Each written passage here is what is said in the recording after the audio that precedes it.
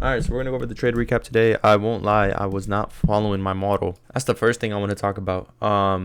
I did not follow my model, nor was I making calculated decisions based upon my own decision making. I was following a live streamer's, trade idea for the first trade we took, and then we lost. I won't lie, I might admit that. But yeah, and then the second trade idea was mine, and it wasn't even really following the model. It wasn't even logical. I just bought, and I'll go over like what I was thinking in the moment when I was buying it. But I did write down some certain things because I knew I was in the. Today I am gonna journal these trades and I'm gonna review them. I haven't really been journaling my trades. I won't even lie to you. And that's a bad thing. So I need to start doing that more often. So yeah. And yeah, that's pretty much really it. We took two trades today. We had one loss for the ES trade, and then we had the win for the YM trade right there, as you can see.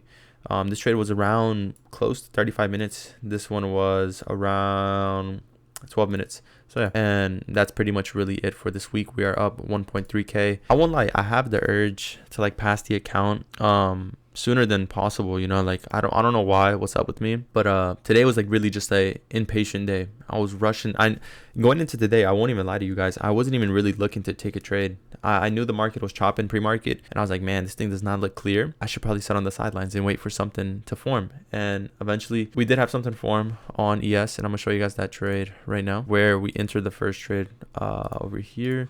So yes, on the 4-hour time frame here, we had a 4-hour sell side imbalance, and then eventually on the 1-hour time frame, we had sequential. No, we didn't have. We had SMT at the high right here with NQ. NQ was just pushing up higher. It was all the way up here, while ES was right here.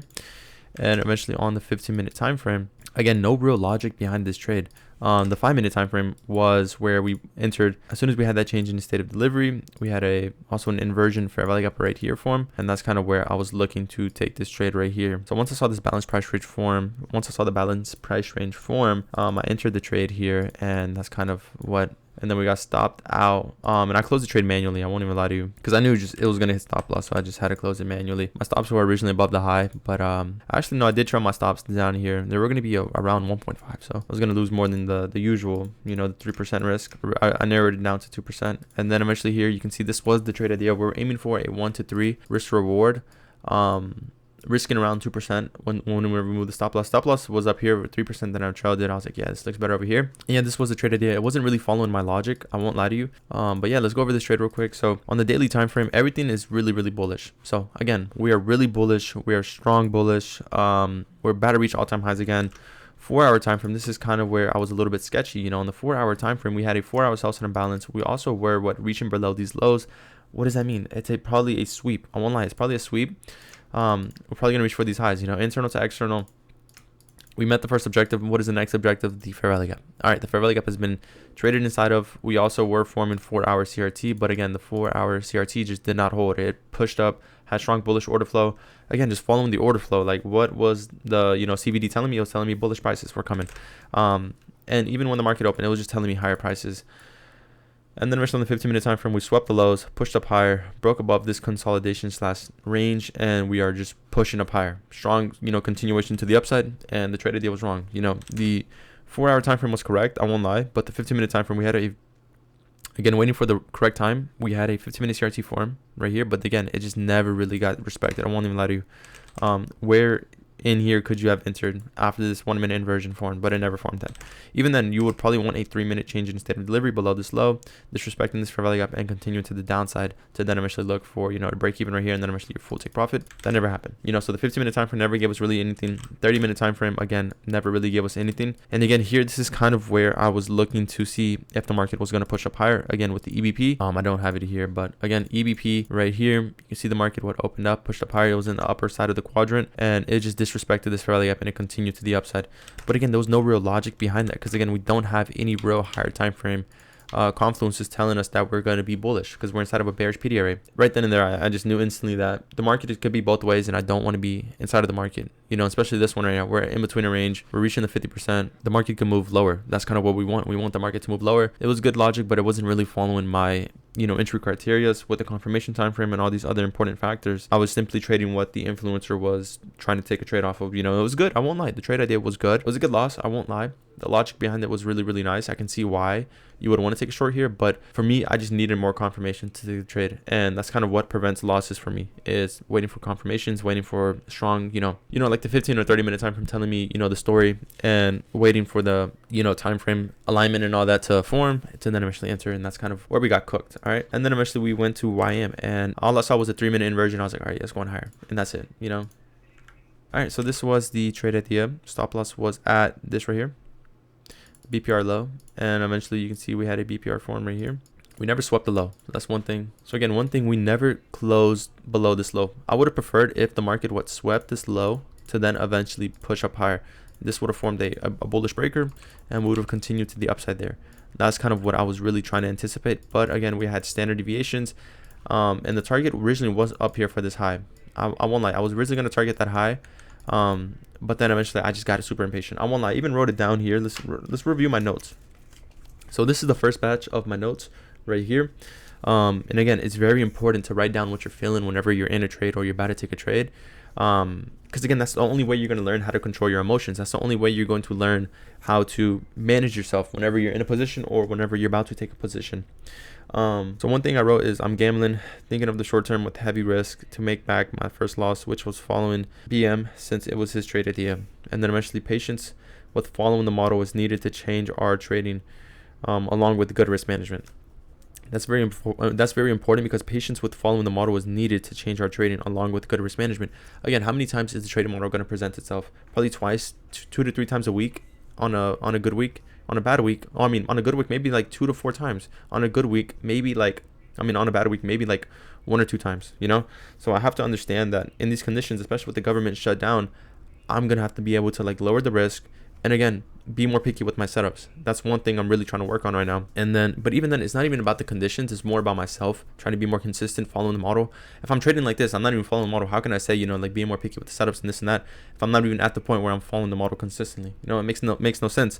Just trying to cope there. So again, just following the model, being patient, and that needs to change. We need to be following the model, following the system, and being patient for the setup to form. We have to stop being so impatient, so eager, and getting FOMO to take a trade with this person, or to take a trade only because I'm seeing this setup or this confluence form. We need every single thing to align. Like yesterday, we only took the trade based off of the CBD. We needed more than that. We needed the whole model to be presented. I can't be taking those short-term type of trades, because again, the luck might not last forever. I'm just keeping it real. The second batch right here, the second page right here from the back, this is the second batch of notes. I'm in a trade in Dow with way too much risk, I'm in a trade with Dow with way too much size. I'm trying to rush the process and gambling, not following our system, stay in emotional control, and don't allow the money to affect your decision making. So this is the big one right here, because again, think about it, not being emotional, and you're controlling yourself from an emotional aspect, and you have emotional control over your trades. Guess what? You're going to succeed in trading. It doesn't matter if you have a good system or a good profitability system. If you have an 80% win rate,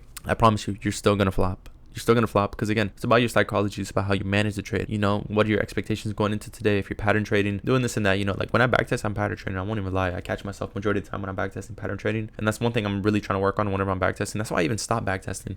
I stopped backtesting because again, we're pattern trading. I really don't like it. And the results aren't really based off logic. That's one thing you have to really work on, and rushing the process. Again, on a day-to-day basis, if you stick to your model and you stick to your system and you're consistently trying to follow your rules, you're gonna be profitable. And stay in emotional control, where whenever you see the market moving, you're not entering, you're not getting FOMO, you're not getting impatient. That's one thing I'm trying to work on. Or just risking too much. You're being greedy, or you're being greedy. You're trying to make more out of what you shouldn't. But again, really with dynamic risk management, you have to be able to risk more on certain setups versus the other ones. And that's based just off of conviction and experience, Again, back to the emotional decisions. If you're not making logical based decisions and you're only making emotional decisions, you're going to lose in this market, because again, the market is going to manipulate your emotions on certain price movements during certain days. It's going to do certain things to the point where you're going to think, versus how you feel. You're going to trade based off of how you feel versus what you think, you know. That's going to be very, very, very detrimental to your performance. And that's something I noticed today. You know, I was trading, first trade was based off of emotion, second trade was based off of emotion with a little bit of logic. You know, the logic behind this trade was, again, the six sister approach. Let's look at it from this perspective. NQ pushed up higher, ES was manipulating lower, and then eventually started to push up higher. Once I saw the market break above at 10 a.m., I thought to myself instantly that if ES is going to push up higher and is going to follow NQ, guess what the YM is going to do? It's most likely going to follow up with ES, and that's basically what happened here. The six sister approach. If two markets are, you know, like these three markets are highly correlated, you know. One was decoupled. This one never really broke above the high. It was never really pushing up higher as much as this. But again, that doesn't mean it's not going to be bullish. You know, if these two are pushing up and YM usually follows what ES is doing, I instantly knew that this was going to push up higher. Especially with the 3-minute inversion here. Yeah, that's basically really it. As soon as I saw the 3-minute inversion, I knew this change in the state of delivery was going to happen. Even though we have these bearish for value ups, again, because it's really just based off of correlation here. That's the main reason why I even took this trade. It played out perfectly, I won't lie, but again, it just wasn't really a trade that I would want to be trading every single day. You know, and this is not the type of setup I would prefer to trade, because again, we're going to take losses like this. And in Q here, again, it was just pushing up higher. In order for me to take this trade here based off of logic, I would have needed to see this get inverse, and then ES continue to pump down, and eventually just take it on ES, you know, or in Q. Strong delivery downward. This should have been what strong delivery downward, breaking below this low, and it never happened. Why? Because the market was not showing weakness anymore. It was being bullish. Because again, if we were weak and we were going to be bearish, YM would have pushed lower. It would have broke below that low and continued to the upside, but it never happened. Even though I would have preferred to see that, but it just never happened. And then we pushed up higher and we had strong delivery back up to the upside. And this was my original take profit. So let's see if it would have got met. And yeah, today I'm not really proud of my performance, I won't lie. We were trailing the stop loss way too heavy, but it is what it is at this point. You know, market is pushing up higher. You see we have SMT at the highs with the NQ. You know, it is what it is. I'm not really going to be mad at myself. I'm not going to beat myself up. I'm going to learn from the mistakes. Again, we're up on this account. I want to buy more. I want to scale more, but I have to prove to myself that first, I'm consistent. I can follow my model. I can follow my strategy, and I can be consistent in the market with one account, you know. And then eventually we're going to start scaling up, and we're going to actually do more challenge videos. I promise you, on the main channel, we're going to do more challenge videos. We're going to be trading with like 5 accounts at one time. Once we start seeing progress and we start seeing results, I have to continue learning. That's basically what I'm about to go do. I'm about to close these charts, journal, and go back to studying, you know, back to studying the playlist I'm watching right now and the mentorships I'm in. I'm gonna get there. I promise you, we're gonna make banger videos soon. We're gonna do challenge videos. We're not gonna be like every other trader here that just does trade recaps and, like, you know, does this and that, and that's boring content, you know, trading. There's not really much entertainment, and I want to change that. I want to bring entertainment to the trading space. But again, we have to see results first and try to make this a full-time thing, so then eventually with content we can just have that as the side hustle, and also just have fun with content, you know, not be too serious, not be too reliant on doing this and that on content to provide for us, and then trading, and then content's gonna be like the side where we have a little fun. It's like a little side gig. My original take profit was not up here. It was like right around here, I won't lie. Patience pays, bro. See, patience pays dividends. I promise you. We would be up around like 1.5 today instead of 1.2, which is fine, honestly. I'm not really mad. This is yeah, I had to lock myself out of that account. I was being way too emotional, bro. Way too emotional. Just a big trade. If I see a really good trade, A+, following the model, taking it with a little bit more risk, being logical, not emotional, and that's pretty much really it. So yeah, peace.